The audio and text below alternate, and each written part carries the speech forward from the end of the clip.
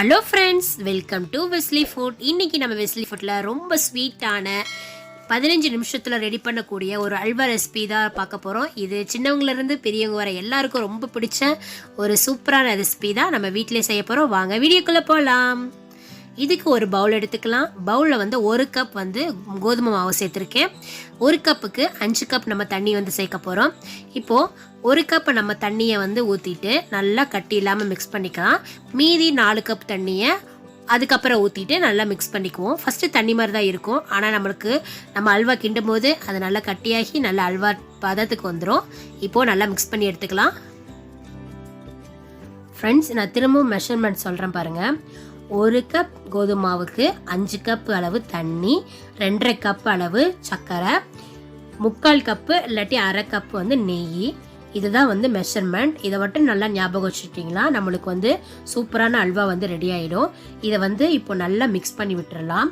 இது கலருக்காக நீங்கள் ஃபுட் கலர் கூட ஆட் பண்ணிக்கலாம். நான் இன்றைக்கி ஃபுட் கலர் எதுவும் ஆட் பண்ணல. அதுக்கு பதிலாக நான் கேரமல் வந்து ஒரு ரெடி பண்ண போகிறேன்.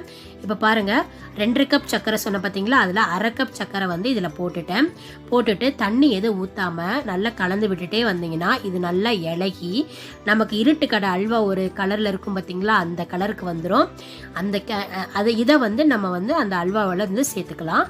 பாருங்கள், நல்லா இலகிடுச்சு. நல்ல கேரமல் வந்து நம்மளுக்கு ரெடி ஆகிட்டு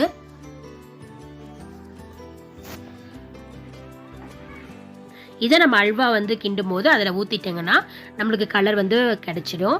இப்போது இன்னொரு பேன் எடுத்துக்கோங்க. இப்போது நான் சொன்னேன் 1/2 கப் வந்து நீங்கள் வந்து நெய் எடுத்துக்கணுன்னு. அந்த 1/2 கப்பில் 2 டேபிள் ஸ்பூன் அளவு வந்து இதை ஊற்றிட்டு கொஞ்சமாக முந்திரி பருப்பு இதிலே வறுத்து எடுத்துக்கலாம். வறுத்து அதாவது பொன்னிறமாக ஆனதுக்கப்புறம் இன்னொரு பிளேட்டில் எடுத்து வச்சுக்கலாம்.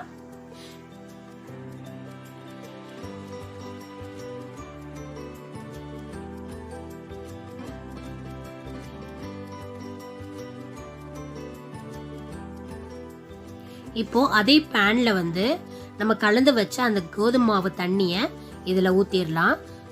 ஊற்றிட்டு நல்லா வந்து கலந்து விட்டுருங்க. கொஞ்ச நேரத்தில் பார்த்தீங்கன்னா ஓரளவு நமக்கு வந்து இந்த மாதிரி க்ரீமியாட்டம் கிடைக்கும். கொஞ்சம் வந்து நல்லா கட்டியாக ஆரம்பிக்கும்.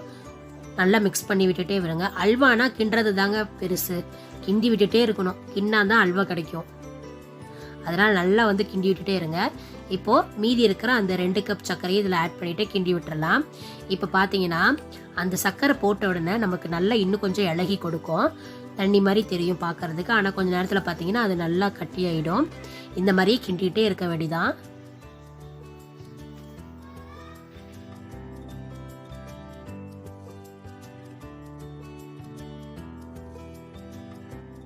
ஓரளவு நம்மளுக்கு நல்லா வந்து இந்த மாதிரி கட்டியானதுக்கப்புறம் நம்ம கலந்து வச்சுருக்க அந்த கேரமல் இருக்குது பார்த்தீங்களா, அதை வந்து இதோட சேர்த்து ஆட் பண்ணிக்கலாம்.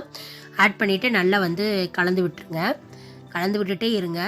அப்போ தான் நமக்கு அல்வா வந்து ரெடி ஆகும். இது வந்து 15லேருந்து 20 நிமிஷம் ஆகுங்க. மேக்ஸிமம் வந்து 30 மினிட்ஸ் கூட நமக்கு ஆகலாம். நம்ம வந்து எவ்வளோ போட்டிருக்கோமோ அந்த அளவு வந்து நமக்கு நேரம் எடுத்துக்கும். நீங்கள் கம்மியாக மாவு சேர்த்துக்கிட்டிங்கன்னா நம்மளுக்கு கம்மியாக வந்து நேரம் எடுத்துக்கும். இப்போ நம்ம அதிகமாக சேர்த்துருக்கனால இது வந்து கொஞ்சம் நேரம் எடுத்துக்குது. நல்லா வந்து மிக்ஸ் பண்ணி விட்டுருவோம்.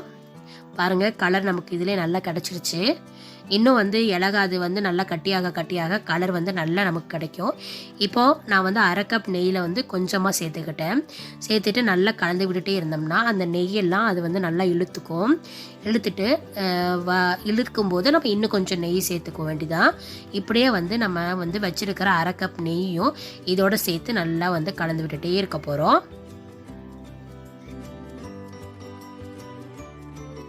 மீதி இருக்க நெய்யும் இதோட சேர்த்துருவோம். சேர்த்துட்டு நல்லா கலந்து விட்டுட்டே இருந்தோம்னா நம்மளுக்கு சூப்பரான அல்வா வந்து ரெடி ஆயிடும் சீக்கிரத்துலேயே.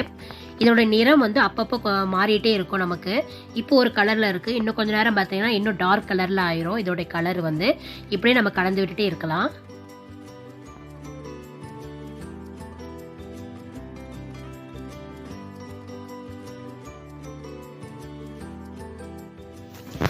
இந்த மாதிரி நம்ம கலந்து விட்டுட்டே வந்தோம்னா அதோடைய நிறம் வந்து நம்மளுக்கு நல்லா மாறி கொடுக்கும். இப்போது நம்ம வச்சுருக்கிற முந்திரி பருப்பை இதோட சேர்த்துடலாம். பேனில் ஒட்டாமல் வந்தாவே அதுதான் பதம். நமக்கு அல்வா வந்து ரெடி ஆயிடுச்சுன்னு அர்த்தம். இன்னும் ஒரு 2 நிமிஷத்தில் வந்து நல்லா மிக்ஸ் பண்ணி விட்டுட்டு நம்ம வந்து ஸ்டவ் ஆஃப் பண்ணிடலாம். பாருங்கள், சூப்பரான அல்வா வந்து நம்ம வீட்டிலே வந்து ப்ரிப்பேர் பண்ணிட்டோம். கடையில் போய் ஸ்வீட் கடையில் வந்து விலை ஜாஸ்தியாக கொடுத்து நம்ம வாங்குறது பதிலாக இந்த மாதிரி நம்ம வீட்டிலே வந்து சூப்பராக வந்து ரெடி பண்ணி கொடுத்துடலாம். எல்லாருக்குமே ரொம்ப ஹெல்த்தியாகவும் கொடுக்கலாம் இந்த அல்வாவை. நீங்களும் ஃப்ரெண்ட்ஸ் உங்கள் வீட்டில் ட்ரை பண்ணி பாருங்கள். கண்டிப்பாக வந்து ரொம்ப ஈஸியானதான். பிகினர்ஸ் கூட நீங்கள் வந்து எந்த ஒரு பயமும் இல்லாமல் இந்த அல்வாவை செஞ்சு முடிச்சிடலாம்.